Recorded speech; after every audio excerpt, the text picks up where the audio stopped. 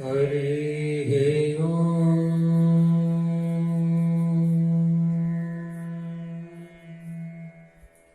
श्रीगणेशाय नमः। ॐ श्री सरस्वती नमः। नमः परमहंसास्वादित चरणकमलचिन्मकरन्दाय भक्तजनमानस निवासाय श्रीरामचन्द्राय नमः। सच्चिदानन्दरूपाय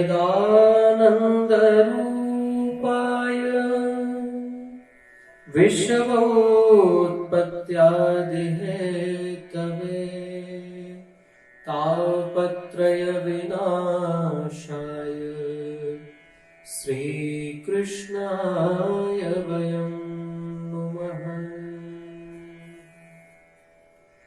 परम मंगलमय परात्पर अखिलेश्वर भगवान श्री नंदनंदन द्वारकानाथ के पावन अनुग्रह से और भगवान श्री नंदनंदन की ही महती कृपा करुणा और उनकी ही प्रेरणा से हम आपके मध्य में भागवत की कथाएं इस शीर्षक को लेकर उपस्थित हुए हैं। श्रीमद् भागवत को विस्तृत रूप से विस्तार पूर्वक जितने भी भागवत के श्रोता है उन तक पहुंचाने का यह पुनीत और पावन प्रयास कर रहा है, क्योंकि प्रायः हम लोग भागवत को पूर्ण रूप से नहीं देख पाते, क्योंकि आजकल की जो भागवत की पद्धति है वह बहुत संकीर्ण होती चली गई है। सप्ताह विधान है भागवत का, 7 दिन में भागवत कहने का विधान है, 7 दिन में अनुष्ठान पाठ करने का विधान है, परंतु 7 दिन में ये कहीं नहीं कहा गया कि केवल 3 ही घंटे करने का विधान है। और मुझे जहां तक लगता है कि यदि आप दिन भर में केवल 3 घंटे भागवत की कथा कहें और उसमें भी उसके साथ में संगीत, तो मुझे नहीं लगता कि भागवत की कथा पूर्ण हो पाती होगी। इसलिए हमारा जो मीडिया परिवार है, हमारा जो चैनल है हिंदी न्यूज जंक्शन धर्म, जिसके माध्यम से हम विशुद्ध भागवत की कथा, उसके भीतर कोई दूसरी चीजों को लेकर आपके मध्य नहीं आएंगे। कदाचित कोई बात आएगी भी तो समझाने के लिए, किसी उदाहरण के लिए आएगी।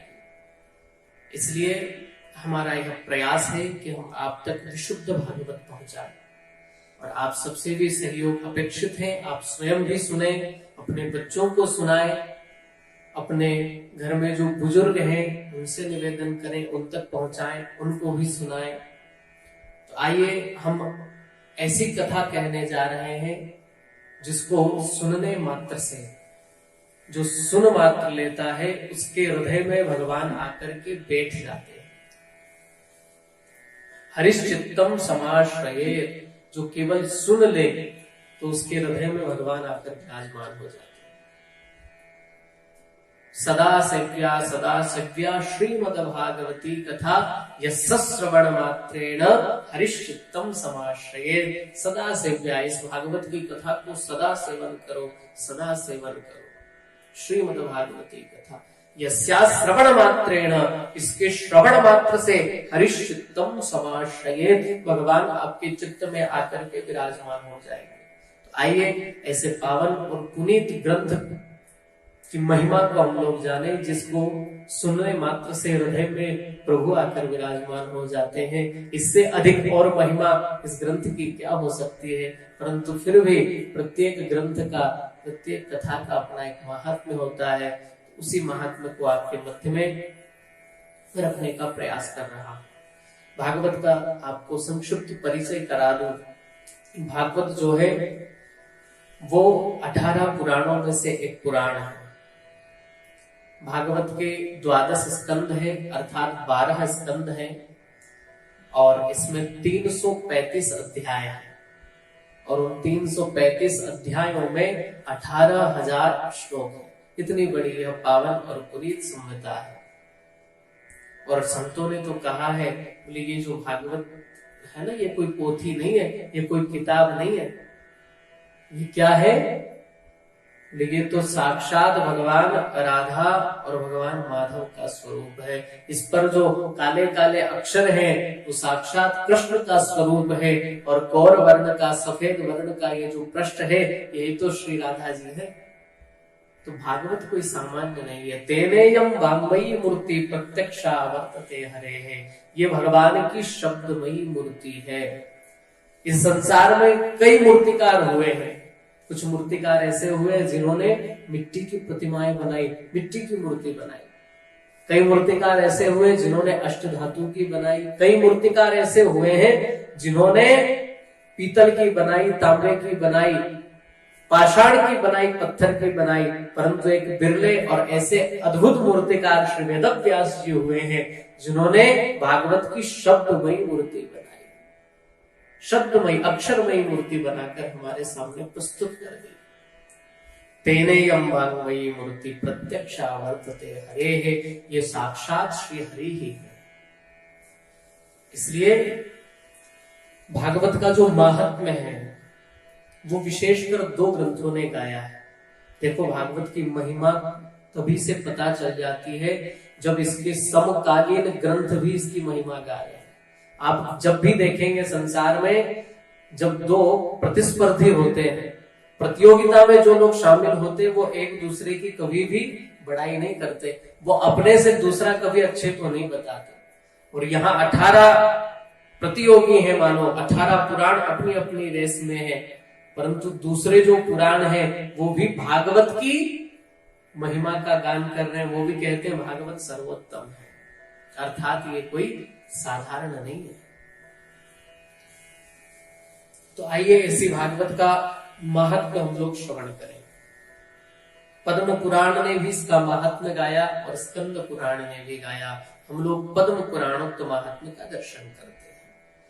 सच्चिदानंद रूपाय विश्वोत्पत्त्यादि है तवे, तापत्रय विनाशाय श्री कृष्णाय वयं नमः।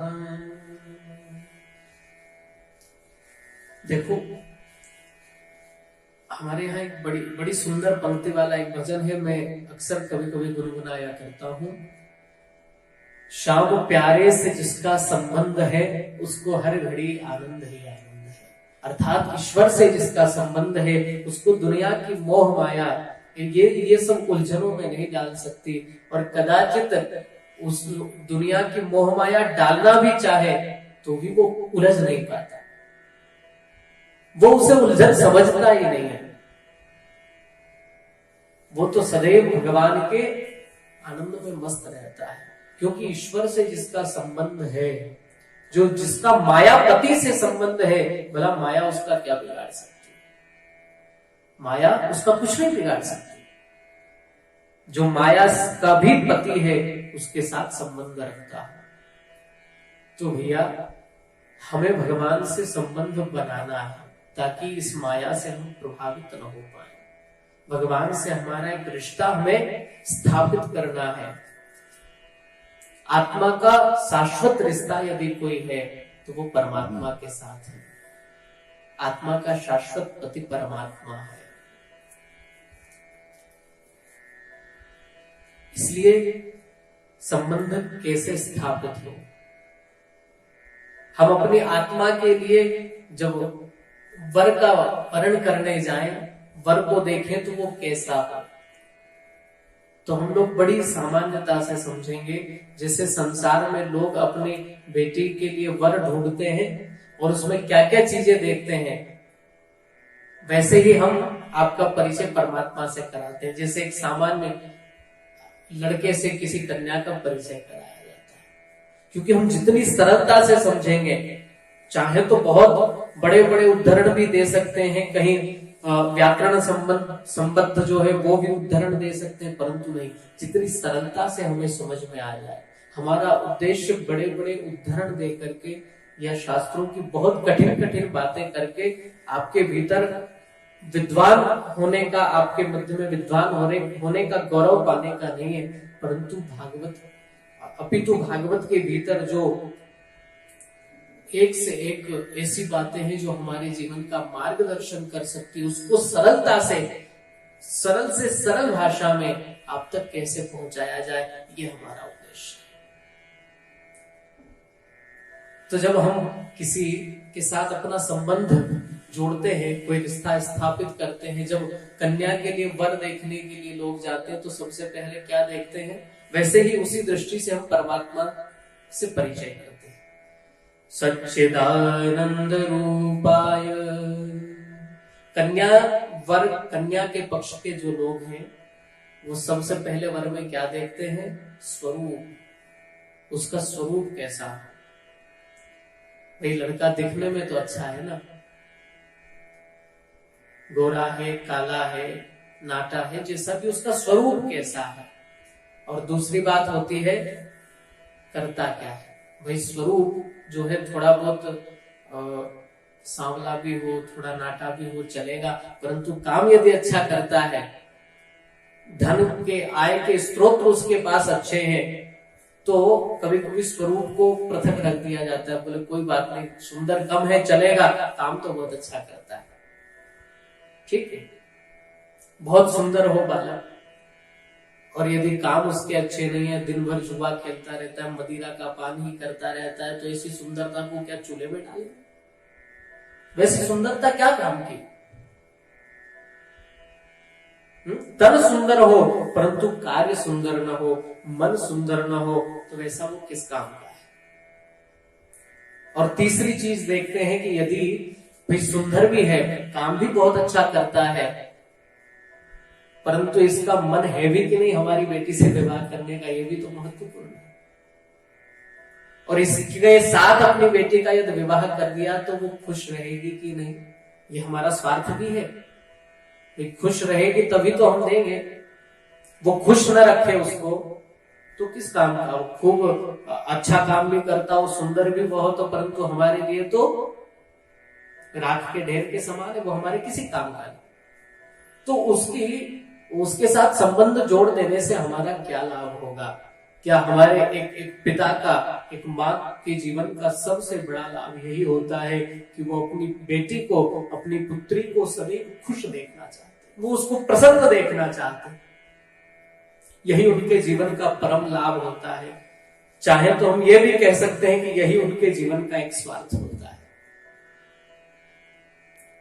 जिस बेटी को निस्वार्थ भाव से पाला पोसा बड़ा किया, उसके पति से बस इतना स्वार्थ रखते हैं कि मेरी बेटी को खुश रखे, प्रसन्न रखे, आनंदित रखे, ये कभी उदास ना हो, कभी निराश ना हो,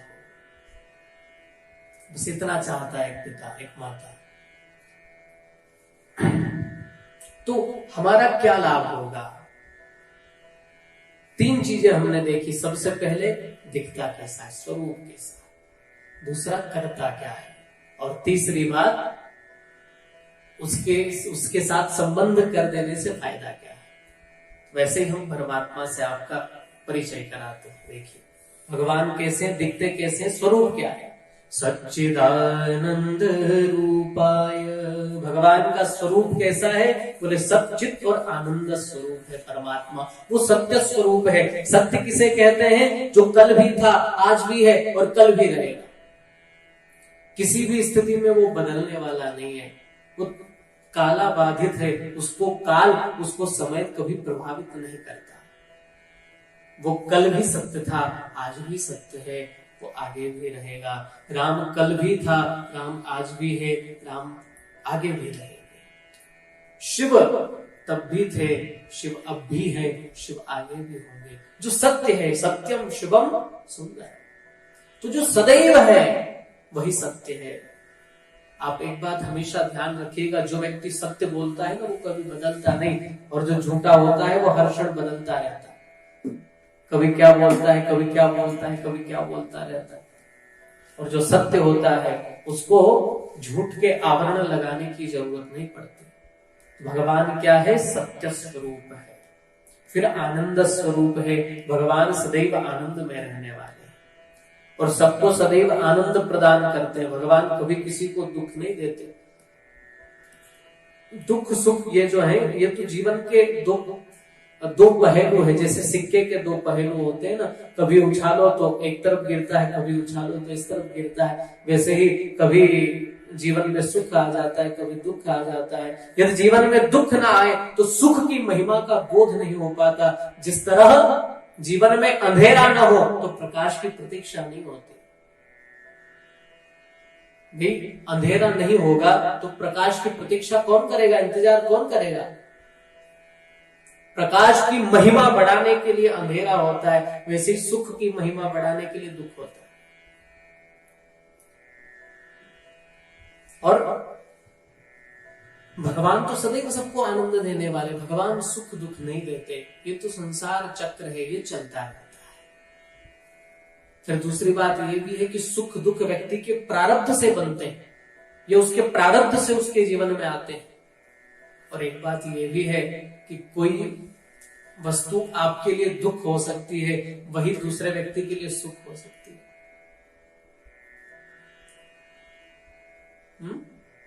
किसी व्यक्ति को 3 घंटे बैठना उसके लिए सबसे बड़ी दुख की बात है, और जो व्यक्ति धूप में तप रहा हो उसको ला करके 3 घंटे के लिए बिठा दो तो वो बड़ा खुश हो जाता है। स्थिति दोनों की एक है, दोनों को बैठना है, परंतु एक बैठकर सुखी है और दूसरा बैठकर दुखी है।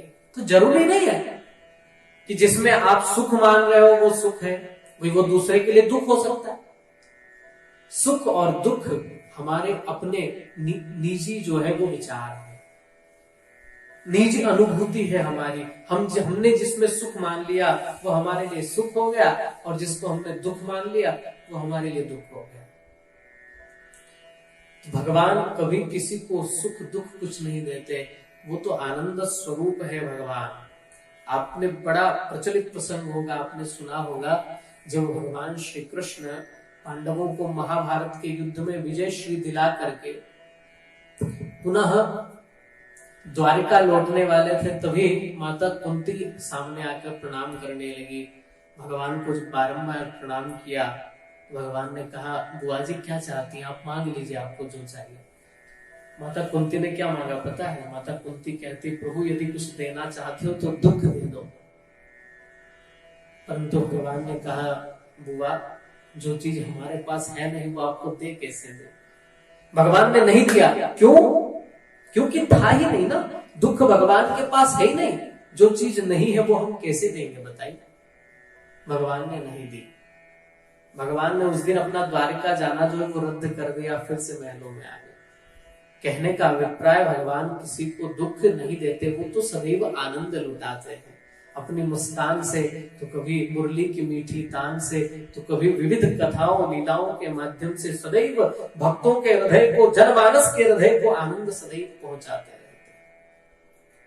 और फिर परमात्मा चित स्वरूप है, सत्स्वरूप, आनंद स्वरूप और चित स्वरूप। चित अर्थात प्रकाश। प्रकाश जो है वही व्यक्ति के जीवन में उसे सन्मार्ग दिखाता है।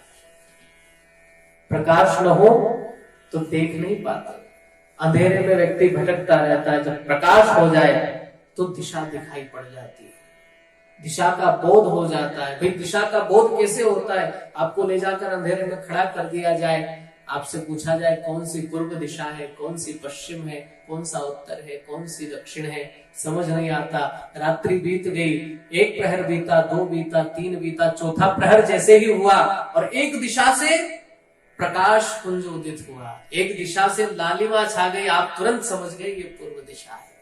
दिशा का बोध हो गया है, हमें किस दिशा में चलना है, कौन सा मार्ग हमारे कल्याण का है, ये प्रकाश से बोध होता है। तो भगवान प्रकाश स्वरूप है, वो सबको सन्मार्ग दिखाते हैं। स्वरूप कैसा? बोले सत्य स्वरूप है, सत्य स्वरूप, आनंद स्वरूप, चित स्वरूप। और फिर करते क्या है, बोले विश्व बहुत्पत्त्यादि हेतवे, वो विश्व की उत्पत्ति करते हैं और केवल उत्पत्ति करके छोड़ नहीं देते। विश्वोत्पत्त्यादि, आदि कहकर ये भी कहा कि केवल उत्पन्न ही नहीं करते विश्व को, अपितु जिसको पैदा किया है उसका पालन पोषण भी करते हैं, उसके दोनों समय के भोजन का इंतजाम भी वही करते हैं। और जब समय आ जाता है तो सारी पृथ्वी पर प्रलय ले आते हैं और पूरी धरती को समाप्त भी कर देते, सारे संसार को समाप्त कर देते हैं। ये उनका काम है। और उनकी शरण में जाने से हमारा क्या लाभ होगा, तापत्रय विनाशाय श्री कृष्णाय वयं नुमः। हमारे तीनों तापों का नाश हो जाएगा। कौन कौन से तीनों ताप, दैहिक दैविक भौतिक तापा, राम राज्य का हो नहीं व्यापा। दैहिक दैविक और भौतिक ताप। दैहिक अर्थात जो देह के द्वारा उत्पन्न होते हैं, जो देह में आकर के हमें कष्ट देते हैं, वो दैहिक ताप कहलाते हैं, जो इस देह से हमें प्राप्त होते हैं। इस देह में कई प्रकार की गंभीर बीमारियां हो जाती है, किसी का पैर दुख रहा है, किसी का माथा दुख रहा है, किसी का सर दुख रहा है, कि कोई उच्च रक्तचाप का मरीज है, तो कोई मधुमेह का मरीज है, तो किसी को हृदय रोग है, तो किसी को और भी अधिक कर्क रोग है, कैंसर इत्यादि के रोग हैं। तो इन सब रोगों से परेशान है, उनसे जो दर्द, जो पीड़ा, जो बाधाएं जीवन में आ रही है, इसी को दैहिक ताप कहा जाता है, जो देह के द्वारा मिलता है। और दूसरा है दैविक ताप, जो देवताओं के द्वारा मिलता है। वो कैसे, बोले जैसे आपके जन्म के समय जो ग्रह नक्षत्र आपके अनुकूल प्रतिकूल जो रहे हो, वो आपको जीवन भर प्रभावित करते हैं। इसलिए तो जन्म कुंडली बनाते हैं, आजकल तो बड़ा प्रचलन है, सब लोग जन्म कुंडली बनवाते हैं अपने बच्चों की। कुछ लोग तो ऐसे भी होते हैं, बच्चा 4 दिन का नहीं हुआ कुंडली लेकर पहुंच जाते हैं, महाराज कैसा क्या होगा, क्या काम करेगा, क्या ये। और माताएं तो पूछ लेती, महाराज इसकी शादी कब होगी, ये भी बता। तो बड़ी उत्सुकता लोगों को होती है। अच्छी बात है, ज्योतिष को समझना चाहिए। ज्योतिष के अनुसार चलकर जीवन में बहुत सारे लाभ लिए जा सकते हैं, शुभ घड़ियां उनके लाभ उठाए जा सकते हैं। ज्योतिष का बड़ा महत्व है। ग्रह नक्षत्र की जो गति है, उनके अनुसार कब कौन सी घड़ी आपके लिए शुभदायक हो जाए, ये ज्योतिष से पता चलता है, इसलिए उसका आश्रय भी हो। तो दैविक ताप जो ग्रह नक्षत्रों के द्वारा, ग्रह नक्षत्र ये सब भी तो देवता है ना, तो दैविक ताप जो इनके द्वारा मिलता है। कई लोगों की जन्म पत्रिका में कोई ग्रह खराब चल रहा है, कोई विपरीत चल रहा है।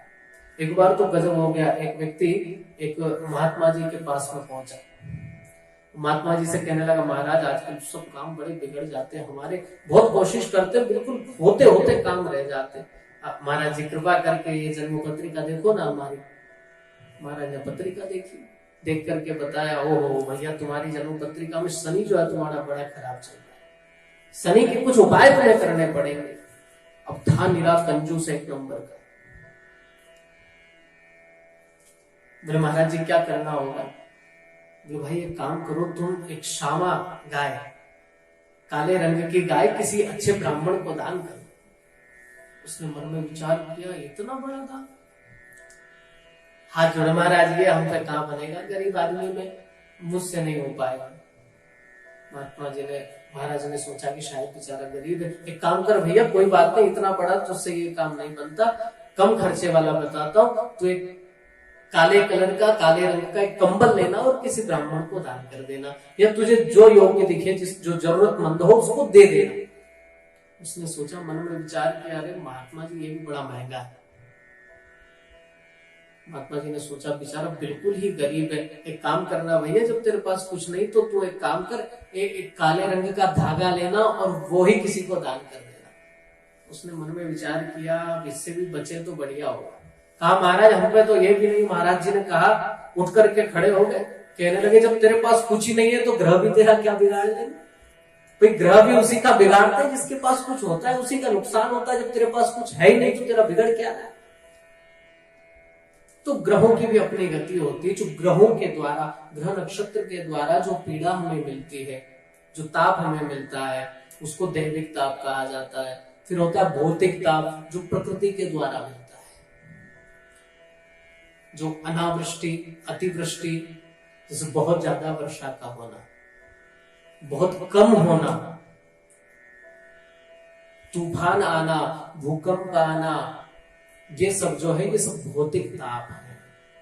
और इनसे आप कितना ही कुछ कर लीजिए, इनसे बिना भगवान की कृपा के बचना असंभव है। क्योंकि जिस पर परमात्मा की, देखो परमात्मा और प्रकृति दोनों एक ही है। हमारे यहाँ तो पूजन का जो विधान है उसमें आप देखेंगे सबसे पहले प्रकृति की पूजन होती है, फिर परमात्मा की पूजन होती है। आपने कभी पूजन किया हो, विद्वान ब्राह्मणों के द्वारा कभी पूजन करवाया हो, तो सबसे पहले भगवान वरुण की पूजन होती, कलश का पूजन होता है, अर्थात जल का पूजन होता है। प्रकृति प्रमुख जो है वो 5 प्रकार की है, पृथ्वी, वायु, जल, आकाश और अग्नि। सबसे पहले जल तत्व का पूजन करते हैं ब्राह्मण लोग। सबसे पहले भगवान वरुण का पूजन करिए, फिर अग्नि के रूप में दीपक का पूजन, फिर पृथ्वी का पूजन, आकाश का पूजन, वायु का पूजन, उसके बाद प्रकृति के पूजन के बाद परमेश्वर का पूजन आरंभ होता है। और एक बात इतना भी कह दे, जब भी परमात्मा का बोध होता है ना, तो प्रकृति ही सहायक होती है। जब आप कहीं दिव्य सुरम्य वातावरण में जाकर बैठे, कहीं झरने के किनारे जाकर के और पक्षियों के कलरव को सुनकर आंख बंद करेंगे ना, तो आपको स्वतः ही परमात्मा का बोध हो जाएगा। प्रकृति परमात्मा के करीब आपको ले जाती है, चाहे वो हमारे लिए लाभकारी हो या हमें बहुत अच्छी लग रही हो। बहुत सुंदर नदी, पर्वत, पहाड़, झरने इत्यादि दिखाई पड़ रहे, मन में विचार करते हैं हा, इतना सुंदर ये संसार किसने बनाया होगा, अर्थात उस बनाने वाले का स्मरण हो गया, उस शक्ति का, उस ऊर्जा का, उस ताकत का स्मरण हो गया कि कोई है जो इसको बना रहा है। बहुत बड़ा विनाश आ जाए, अभी केदारनाथ में जो पिछले कुछ वर्षों पहले जो हादसा हुआ, नेपाल में हुआ, कुछ गलत भी हुआ तो भी इतना बड़ा विनाश कौन कर सकता है, तब भी भगवान का स्मरण हो जाता है कि कोई न कोई तो है। तो प्रकृति सदैव आपको भगवान का बोध कराती है। तो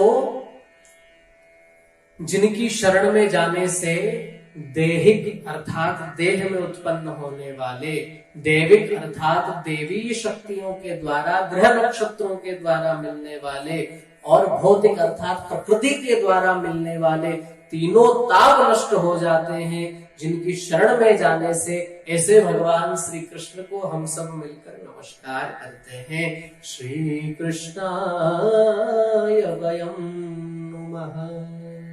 यह भागवत के महात्म का प्रथम श्लोक है, और इसी महात्म के प्रथम श्लोक के साथ आज के सत्र को हम लोग यहीं पर विश्राम देंगे। शेष चर्चा हम लोग इसी क्रम में आगे चलकर और जो सत्र हमारे आने वाले हैं उसमें करेंगे। सभी से मेरा निवेदन है, स्वयं भी भागवत का आनंद लें, अपने इष्ट मित्रों तक भी इस वीडियो को पहुंचाए, और निरंतर हमारे इस कार्यक्रम के साथ बने रहने के लिए सब्सक्राइब करें, अपने मित्रों को भेजें, और धर्म प्रचार में सभी लोग सहायक बने। सभी को सादर जय श्री कृष्ण।